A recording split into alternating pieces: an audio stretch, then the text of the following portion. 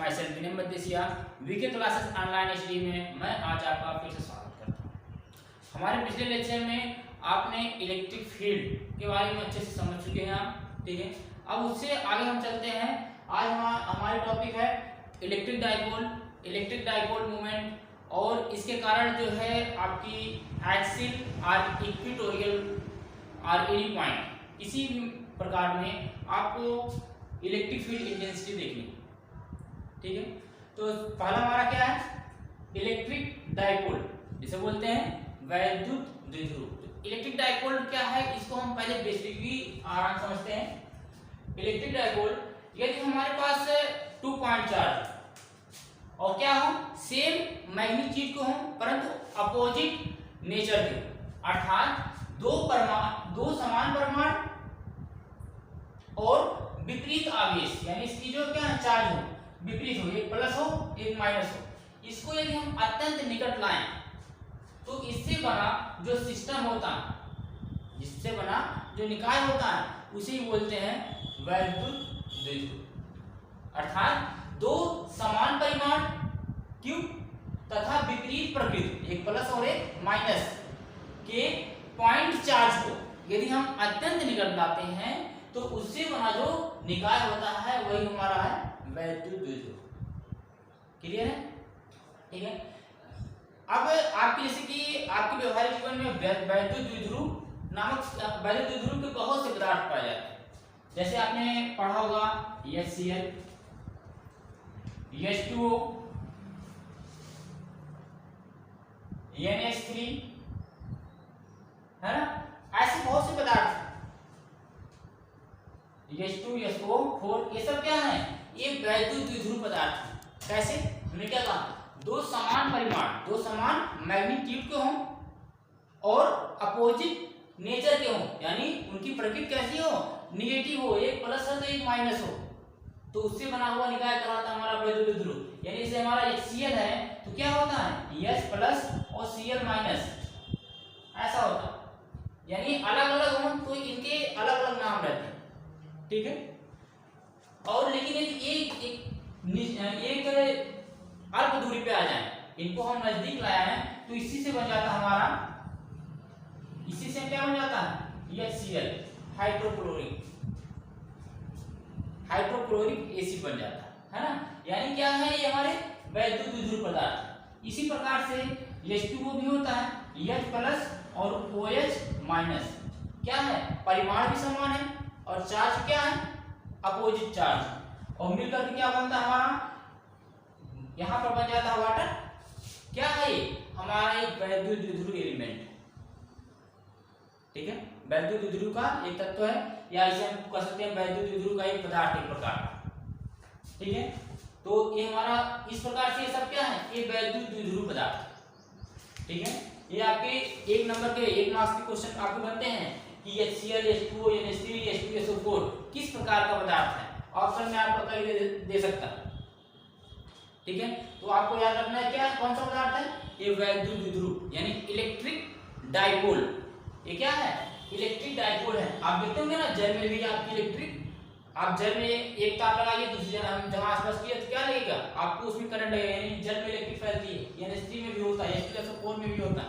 ये क्या है, इलेक्ट्रिक पदार्थ, यानी वैद्युत इलेक्ट्रिक पदार्थ, यानी इलेक्ट्रिक डाइपोल के पदार्थ। चलिए इसके आगे चलते हैं।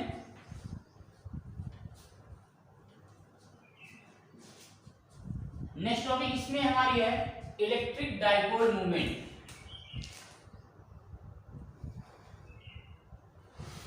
Electric dipole movement, electric dipole movement यानी वैद्युत द्विध्रुव आघूर्ण, वैद्युत द्विध्रुव आघूर्ण।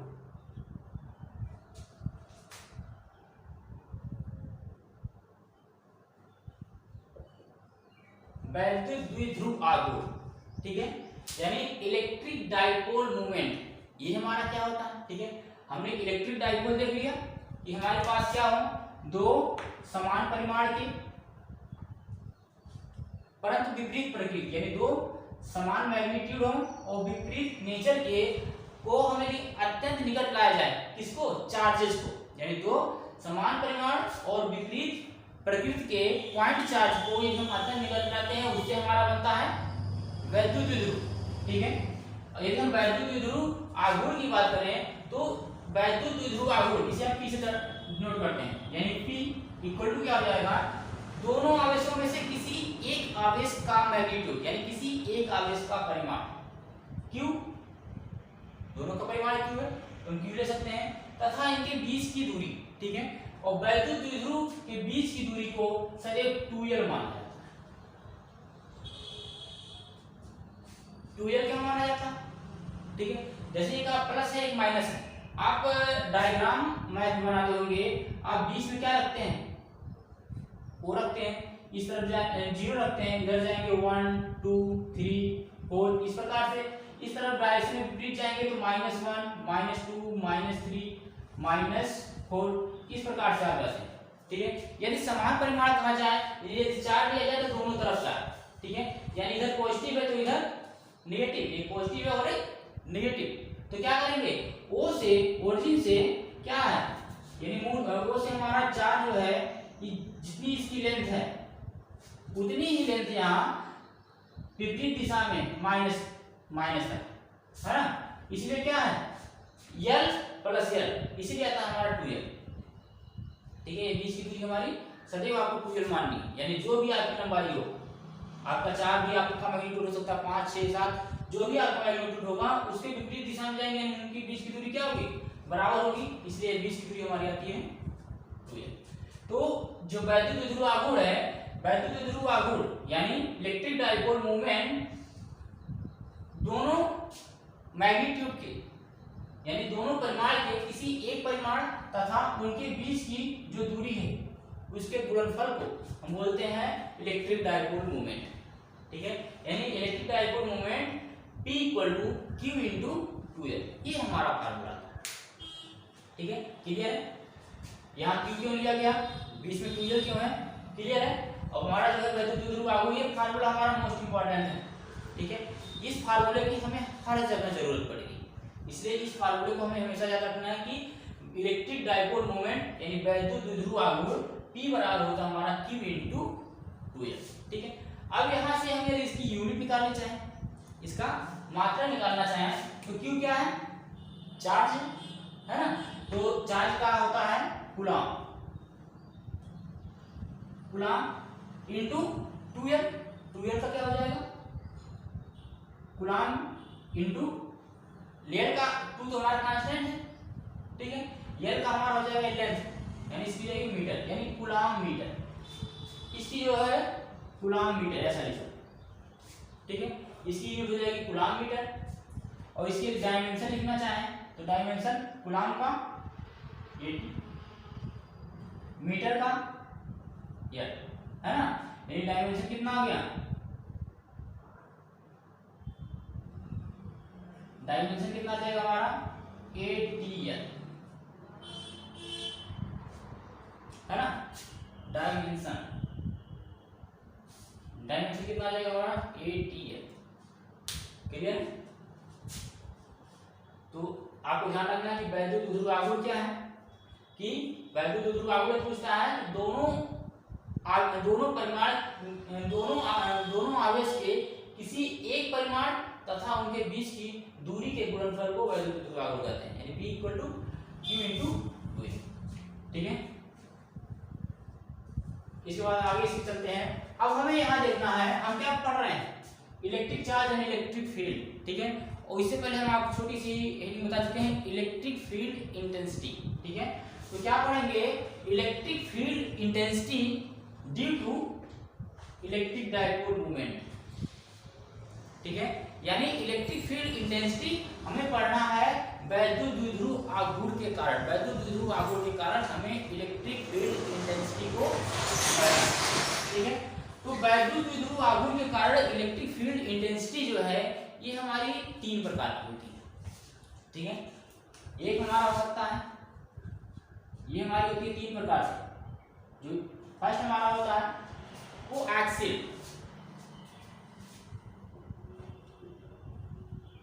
Axle or end on position, end on position. Axial अर्थात अच्छी अथवा इन ऑन पोजीशन अनुदैर्ध्य स्थिति में, ठीक है। क्या हम पढ़ते हैं, हिंदी पढ़ते हैं कि अच्छी अथवा इन ऑन पोजीशन अनुदैर्ध्य स्थिति में, अनुदैर्ध्य स्थिति में, ठीक है। पहला हम क्या पढ़ते हैं, इलेक्ट्रिक डाइपोल मूवमेंट की इंटेंसिटी हम कैसे पढ़ते हैं, axial or end on position, अच्छी अथवा अनुदैर्ध्य स्थिति में। दूसरा हम इस पर पढ़ सकते हैं इक्वेटोरियल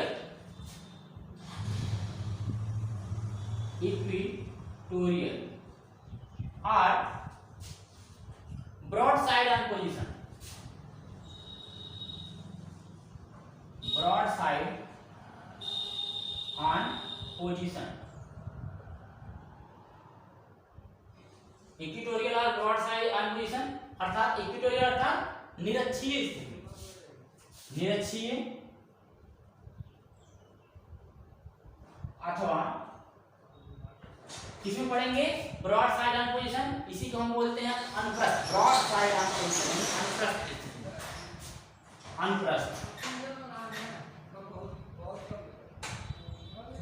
अनुप्रस्थ स्थिति, ठीक है। दूसरे दो हम पढ़ सकते हैं, अनुप्रस्थ, ठीक है, निरक्षीय अथवा अनुप्रस्थ स्थिति में, ठीक है। और एक प्रकार से हम पढ़ते हैं, ठीक है, वैद्युत द्विध्रुव के कारण वैद्युत क्षेत्र की तीव्रता एक और प्रकार से पढ़ते हैं। तीसरा हमारा है एनी पॉइंट, एनी पॉइंट यानी किसी भी स्थिति, एनी पॉइंट किसी भी स्थिति में,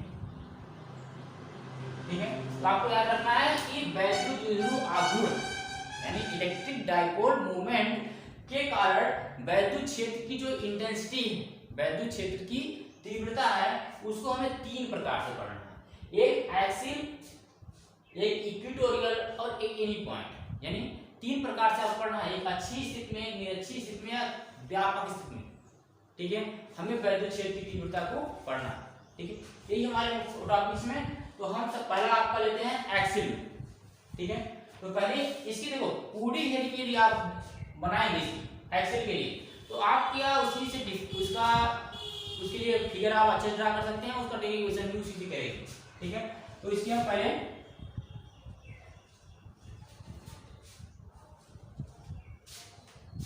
लिखते हैं इसका, हमें क्या पढ़ना है, इलेक्ट्रिक डाइपोल मूवमेंट के कारण वैद्युत क्षेत्र की तीव्रता। तो पहला लिखते हैं कि इलेक्ट्रिक फील्ड इंटेंसिटी यानी वैद्युत क्षेत्र की तीव्रता, electric field intensity, electric field intensity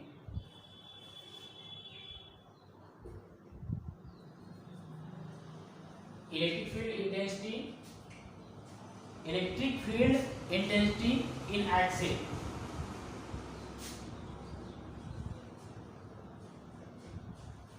और in on position, in on position, electric field intensity in axial or in on position due to electric dipole, ठीक है। पोजीशन या इस पे position on position of an electric dipole, of an electric dipole,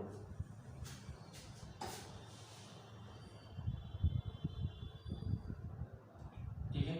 अर्थात electric field intensity in ऐसे or end on position of an electric dipole. अर्थात इसे हम क्या कह सकते हैं कि वैद्युत द्विध्रुव के कारण वैद्युत द्विध्रुव के कारण वैद्युत द्विध्रुव के कारण अच्छी अथवा अनुदैर्ध्य स्थिति में अच्छी अथवा अनुदैर्ध्य स्थिति में वैद्युत क्षेत्र की तीव्रता वैद्युत क्षेत्र की तीव्रता। ठीक है, हमें क्या करना है, वैद्युत द्विध्रुव के कारण अच्छी अथवा अनुदैर्ध्य स्थिति में वैद्युत क्षेत्र की तीव्रता। ठीक है, ये हमें क्या करना है, इसका डेरिवेशन करना है। ठीक है, इसका डेरिवेशन करते हैं। सर्वप्रथम क्या कहा है, वैद्युत द्विध्रुव। तो हम जानते हैं वैद्युत द्विध्रुव 2.4 से मिलकर बनता है। ठीक है, तो पहले लेट कर लेते हैं। लेट ये वैद्युत द्विध्रुव AB, हमारे पास एक वैद्युत द्विध्रुव कैसा है, कौन सा है, AB। एक वैद्युत द्विध्रुव AB है ना, जिस पर हमारे प्लस Q और minus Q charge, plus Q और माइनस Q पॉइंट चार्ज है, और इसकी बीच की जो डिस्टेंस है ये कितनी है, इसकी बीच की जो डिस्टेंस है ये हमारी है 2L। ठीक है, 2L का मीन्स आप जानते हैं कि जब मिडिल में हम पॉइंट O ले तो क्या हो जाएगा, B से यह दूरी हमारी L होगी, और यहां से भी यह दूरी हमारी L है ना। क्या किया, अभी हमने क्या किया, वैद्युत द्विध्रुव माना, हमने मान लिया कि हमारे पास 2 पॉइंट चार्ज है, Q माइनस प्लस Q और माइनस Q, और इनकी बीच की दूरी 2L है, यानी एक वैद्युत द्विध्रुव हमने मान लिया। ठीक है, और जानते हैं इसका मध्य बिंदु को यदि हम O से डिनोट करें तो दोनों साइड में हमारे L और L होंगे। ठीक है, हमें क्या करना है, वैद्युत द्विध्रुव का अक्षीय अथवा अनुदैर्ध्य स्थिति में वैद्युत क्षेत्र की तीव्रता किसमें देखनी है, अच्छी स्थिति में। तो मान लेते हैं कि माना वैद्युत द्विध्रुव के मध्य बिंदु O से अच्छी स्थिति में, अच्छी मतलब इसी की अक्ष पर, इसी की अक्ष पर, ये होगी इसकी अक्ष। ठीक है, इस पर r दूरी पर, यानी O से r दूरी पर कोई बिंदु हमारा क्या है, P। ठीक है, जिस पर हमें वैद्युत क्षेत्र की तीव्रता ज्ञात है। ठीक है, तो इस बिंदु पर हमें वैद्युत क्षेत्र की तीव्रता ज्ञात करनी है। हम देख सकते हैं प्लस Q से बिंदु P पर वैद्युत क्षेत्र की तीव्रता ज्ञात करनी है, तो डिस्टेंस कितनी हो जाएगी, प्लस Q से ये डिस्टेंस, इतनी डिस्टेंस r है, कितनी L है, यानी P कितनी हो जाएगी, r माइनस L। क्लियर है। ठीक है, यदि माइनस Q से हम बिंदु P पर वैद्युत क्षेत्र की तीव्रता देखनी चाहेंगे तो इतनी r है और प्लस इतनी L, यानी कितना हो जाएगा, r प्लस L, यानी माइनस Q से बिंदु P तक जाएंगे तो कितना मिलेगा, r प्लस L, ये डिस्टेंस मिल जाएगा। ठीक है, क्लियर कैसे क्या हुआ, क्लियर है। फिर से एक बार देखिए, क्या कहा, वैद्युत द्विध्रुव के कारण अच्छी अथवा अनुदैर्ध्य स्थिति में वैद्युत क्षेत्र की तीव्रता। हमने मान लिया कि हमारे पास एक वैद्युत द्विध्रुव AB है जिस पर प्लस Q और माइनस Q चार्ज है। ठीक है, इसके मध्य बिंदु O है, इसके बीच की दूरी 2L। फिर कहा है अच्छी स्थिति में, मान लिया कि इस वैद्युत द्विध्रुव के मध्य बिंदु O से अच्छी स्थिति में r दूरी पर कोई बिंदु P है। ठीक है, r दूरी पर कोई बिंदु P है जिस पर हमें वैद्युत क्षेत्र की तीव्रता ज्ञात करनी है। इसके लिए क्या किया हमने, मान लिया कि A से, अब यहां से देखिए इतनी दूरी हमारी r हो गई, A से P की दूरी कितनी हो जाएगी, A से P की दूरी कितनी दूरी r है, और इतना भी घटाएं L, यानी r माइनस L। और B से P की दूरी देखेंगे तो O से P की दूरी r है और O से B की दूरी L, यानी B से P की दूरी हमारी कितनी जाएगी, r प्लस L। ठीक है, यदि फिगर यदि आप क्लियर है तो आपकी जान लीजिए पूरा डेरिवेशन आराम से आपका होगा। तो चलिए आगे डेरिवेशन करने के लिए इतना हम जो लेट किए हैं इसको हम लिख सकते हैं। ठीक है, इसको हम लिख लेंगे कि माना हमारी ये भी वैद्युत द्विध्रुव है, इसमें प्लस Q तथा माइनस Q आगे से, इसकी बीच की दूरी 2L है, इसके मध्य बिंदु से r दूरी पर कोई बिंदु P है जिस पर हमें वैद्युत क्षेत्र की तीव्रता ज्ञात है। ठीक है, चित्रानुसार ए से टी की दूरी r माइनस एल, बी से टी की दूरी r प्लस है। ठीक, इसके बाद क्या करेंगे, अब देखिए प्लस क्यू से के कारण बिंदु पी पर वैद्युत क्षेत्र की तीव्रता हमने पीछे आपके बताया था कि एक बिंदु आवेश के कारण वैद्युत क्षेत्र की तीव्रता, उसके लिए फार्मूला क्या होता था, E equal to 1/4 pi epsilon 0 q by r। ठीक है, उसी फार्मूले को हम यहां लगाएंगे कि प्लस q के कारण बिंदु P पर वैद्युत क्षेत्र की तीव्रता, प्लस q चार्ज के कारण बिंदु P पर वैद्युत क्षेत्र, बिंदु P पर वैद्युत क्षेत्र की तीव्रता यानी इलेक्ट्रिक फील्ड इंटेंसिटी।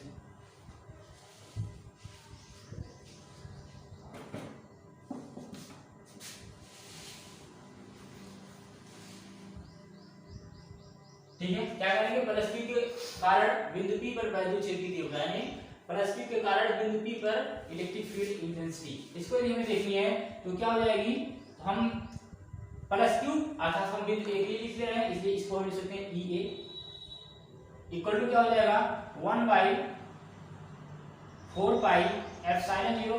ठीक है, यदि हम इसको क्या माने, किसी मीडियम में माने, यानी किसी माध्यम में यदि हम इसको माने, क्या कर रहे हैं, हम किसी माध्यम के में यह प्रयोग कर रहे हैं। ठीक है, या थोड़ा और बड़ा कर देते हैं, किसी माध्यम के में हम ये प्रयोग कर रहे हैं तो क्या होगा 1/4 पाई एप्सिलॉन 0 के q अपान r स्क्वायर, q अपान r स्क्वायर, r क्या है, a से p पर हम देख रहे हैं तो इसके लिए डिस्टेंस कितनी है r माइनस एल, हमारा हो जाएगा r माइनस एल का स्क्वायर। इक्वेशन फर्स्ट हो गई। ठीक है, अब पुनः इसी प्रकार करेंगे कि माइनस क्यू के कारण इलेक्ट्रिक फील्ड इंटेंसिटी क्या हो जाएगी, EB equal to 1/4 pi epsilon 0 के। ठीक है, परिमाण हमारा सेम ही है, Q अपान ये कितना है, अब EB के कारण तो EB से B से डिस्टेंस P की कितनी है r प्लस एल, तो हमारा कितना आ जाएगा r प्लस एल का। ठीक, ये कितना हो गया, इक्वेशन हमारा हो गया सेकंड। अब क्या करेंगे, हमें यहां देख रहे हैं कि A और B दोनों के कारण बिंदु P पर देख रहे हैं। ठीक है, इसलिए हमारी परिणामी वैद्युत क्षेत्र की तीव्रता क्या हो जाएगी, equal to EA plus EB। ये हमारे परिणामी वैद्युत क्षेत्र की तीव्रता बिंदु P पर क्या होगी, equal to EA plus EB, यानी EA के कारण अभी इस पर फोर्स लग रहा है और B के कारण अभी इस पर फोर्स लग रहा है, इसलिए E equal to EA plus EB। ठीक है, क्योंकि अब यहां देख रहे हैं A और B ये कैसे हैं, अपोजिट है, इनके नेचर क्या है, अपोजिट है, इसलिए क्या हो जाएगी EA इक्वल माइनस EB, क्योंकि B हमारा अपोजिट नेगेटिव है इसलिए B हमारा नेगेटिव है, यानी परिणामी वैद्युत क्षेत्र की तीव्रता E इक्वल टू कितना जाएगा, EA माइनस EB। अब इक्वेशन फर्स्ट और सेकंड को इक्वेशन थर्ड में हम लाके पुट कर देते। ठीक है, क्या करते हैं, फ्रॉम इक्वेशन फर्स्ट सेकंड और थर्ड। ठीक है, तो पुट करते हैं तो E इक्वल टू कितना मिल जाएगा हमें, EA की वैल्यू हमारे पास है 1/4 पाई एप्सिलॉन 0 के Q अपान r माइनस एल का होल स्क्वायर, माइनस क्या है EB की वैल्यू हमारे पास यहाँ पर है। ठीक है, EB की वैल्यू माइनस इन करेंगे तो 1/4 पाई एप्सिलॉन 0 के Q अपान r प्लस एल का होल स्क्वायर। क्लियर है, अब यहाँ देखेंगे दोनों में हमारे 1/4 पाई एप्सिलॉन 0 के और Q। ठीक है, ये क्या है, कांस्टेंट, तो हम क्या कर लेंगे, इसको कॉमन ले लेंगे, तो 1/4 पाई एप्सिलॉन 0 के इंटू Q, इतना यदि हम कॉमन लेते हैं तो क्या मिलेगा, यहाँ पर 1/r माइनस एल का whole square minus 1/r plus L का होल स्क्वायर। ठीक है, इतना मिल जाएगा। इसके पश्चात क्या कर देंगे हम इसको 3 मल्टीप्लाई कर देते हैं, ठीक है, यानी इक्वल टू क्या मिल जाएगा हमें 1/4πε0k इंटू क्यू, और ऊपर हमें मिल जाएगा r प्लस l का whole square minus r minus l का होल स्क्वायर अपान कितना हो जाएगा r माइनस l का whole square into r plus l का होल स्क्वायर।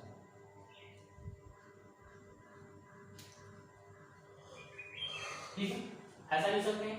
क्या करें इसको एक्सपेंड कर दें तो इक्वल टू हो जाएगा 1/4πε0k इंटू क्यू, ब्रैकेट में क्या हो जाएगा r square plus l square का whole square, r plus l का होल स्क्वायर, यानी r square plus l square plus 2rl। ठीक है, फिर इसके बाद माइनस है, यहाँ पर आपके फिर है r square plus l square minus 2rl, ये होगा r माइनस l का होल स्क्वायर अपान क्या है इसको हम r माइनस l का whole square r plus l का होल स्क्वायर, यानी इसको पूरे का होल स्क्वायर लिख सकते हैं, यानी कितना लिख सकते हैं r minus l r plus l और यहाँ एक छोटा सा ब्रैकेट लगा दें इसका स्क्वायर, इसको भी लिख सकते हैं। ठीक है, अब यह हमारा हो गया equal to 1/4πε0k into Q. अब यहाँ देखिए यदि ब्रैकेट को हम खोल दें क्या हो जाएगा r square plus l square plus 2rl minus r square minus l square minus और माइनस प्लस 2rl अपान कितना हो जाएगा।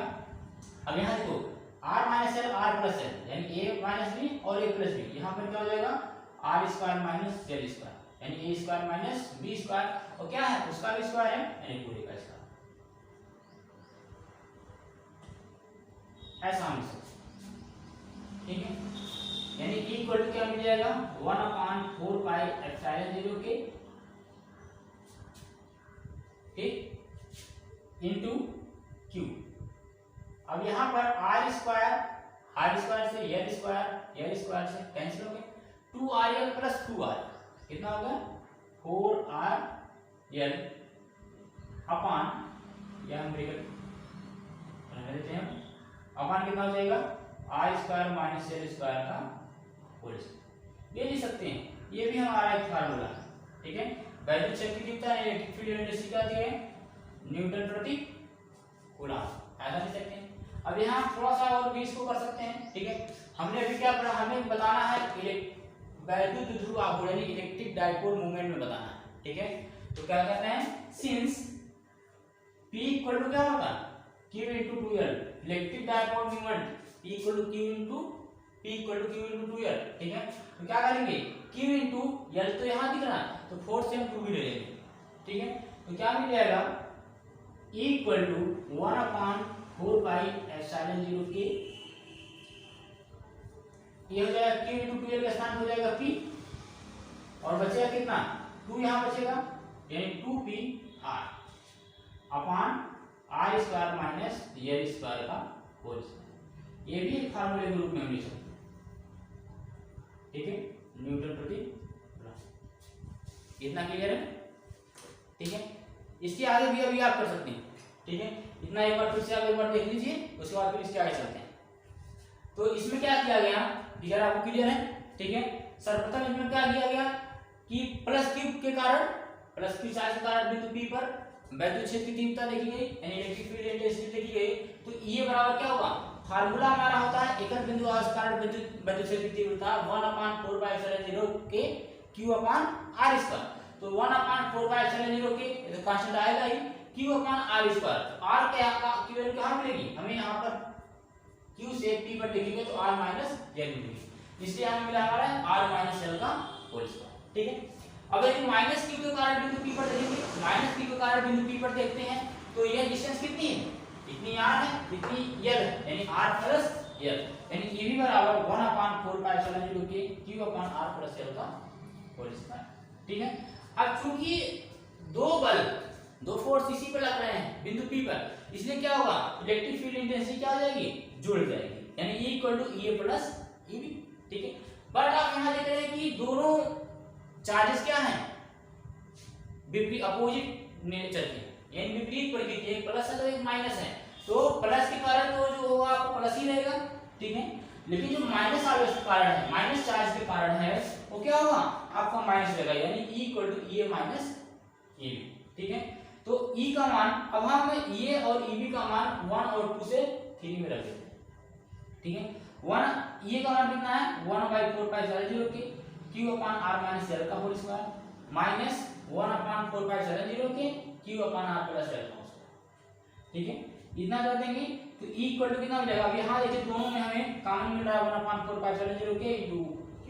ठीक है, इतना कॉमन ले लेंगे तो यहाँ बचेगा 1/r माइनस L का square minus 1/r plus L का स्क्वायर। ठीक है, इस सब के मल्टीप्लाई कर देते हैं। ठीक है, तो ये कितना आ जाएगा 1/4π0 के into Q r plus L का whole square minus r minus L का whole square upon r minus L का whole square into r plus L का होल स्क्वायर। ठीक है, अब क्या हो जाएगा 1/4π0 के इनटू Q, इसका एक्सपेंड कर देते हैं। ठीक है, एक्सपेंड करेंगे तो इस नेगेटिव के कारण दो हमारे नेगेटिव होंगे। ठीक है, ये कैंसिल हो गए, हमारा कितना आ गया 4r इसके स्थान। ठीक है, चूंकि हमें इसे देखना है वैद्युत ध्रुव कारण, यानी इलेक्ट्रिक डाइपोल मूवमेंट में देखना है, अर्थात हमें P होना चाहिए इसमें, इसलिए करते हैं सिंस P इक्वल टू क्या है, Q इनटू 2L, तो यहाँ से Q इनटू 2 इनटू L ले लेंगे तो हमें मिल जाएगा P, यहाँ हमारा बचा 2 इनटू R, यानी E इक्वल टू 1/4π0 के 2pr/r square minus L square. ठीक है, कितना है, इसके 2-3 लाइन और देखिए, इसमें हम स्प्लिट कर देते हैं इसको। अब यहां देखिए, यदि ऐसा कहा जाए कि जो हमारी L की वैल्यू R के सापेक्ष जो है, R इतना है, ये इतना है, L क्या हो, बहुत ही सूक्ष्म। ठीक है, यानी L is less than R, यानी L की वैल्यू क्या हो, L R से बहुत छोटी हो तो क्या कहेंगे, L स्क्वायर की वैल्यू R स्क्वायर से क्या होगी, बहुत छोटी हो जाएगी, मच लेस देन। ठीक है, तो क्या करेंगे, तो ऐसा मान लेंगे तो क्या होगा, तो L स्क्वायर क्या होगा, हमारा नेगलेक्ट हो जाएगा, L स्क्वायर हमारा नगण्य हो जाएगा, तो हमें क्या मिल जाएगा, E इक्वल टू 1/4π0 के 2pr अपॉन, यहाँ पर हमारा L नेगलेक्ट हो गया।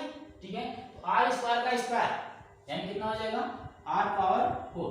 ठीक है, एक R से एक R कैंसिल हो जाएगा, तो क्या हो जाएगा, E इक्वल टू 1/4π0 के 2p/r³। ठीक है, न्यूटन प्रति कूलम, एक फार्मूला इसको भी मिल सकते हैं। ठीक है, इफ मीडियम कैसा हो, यदि माध्यम कैसा हो, यदि हमारा निर्वात अथवा वायु यानी फ्री स्पेस या एयर हो, तो क्या कर सकते हैं, इफ इन फ्री स्पेस में हो, निर्वात में हो, तो क्या होगा, k इक्वल टू 1 होता है, यानी E इक्वल टू क्या मिल जाएगा हमें 1/4π0 k का मान 1 हो गया, 2p/r³ न्यूटन प्रति कूलम। ये हमारा इसका डेरिवेशन है। ठीक है, यानी अच्छी स्थिति में वैद्युत क्षेत्र की तीव्रता यदि आप इलेक्ट्रिक डाइपोल मोमेंट के कारण देखना चाहते हैं तो क्या आ जाएगी, इक्वल टू 1/4π0 2p/r³। कब, जब आपका ये निर्वात में होगा। ठीक है, यदि आप किसी मीडियम में है तो 1/4π0 के 2p/r³ होगा। ठीक है, लेकिन ये कब होगा, जब L की वैल्यू बहुत ही छोटी हो R से, यानी R आपका बहुत ही बड़ा। ठीक है, और यदि R की वैल्यू L के इक्वल में हो, ठीक है, उससे थोड़ा सा ही कम या ज्यादा हो, तो क्या करेंगे, इस फार्मूले का यूज करेंगे, इक्वल टू 1/4π0 के 2p/r² माइनस L स्क्वायर का होल स्क्वायर। यानी आपको यदि इससे रिलेटेड क्वेश्चन लगाने रहेंगे तो आपको क्या करना है, कब आपको यह वैल्यू लगा रखनी है, जब इसके नियर इक्वल हो। ठीक है, यदि L की वैल्यू बहुत ही छोटी होगी तो आपको इस फार्मूले को भी लगाना है, ये आपको ध्यान, इस पर हम आपको कुछ सवाल लगाएंगे। ठीक है, अब आज के लिए बस इतना ही। ठीक है, अगले टॉपिक में हम इससे रिलेटेड कुछ सवाल लेके आएंगे और इसकी आगे की जो है डेरिवेशन लेके आएंगे। ठीक है, आज के लिए बस इतना ही, धन्यवाद।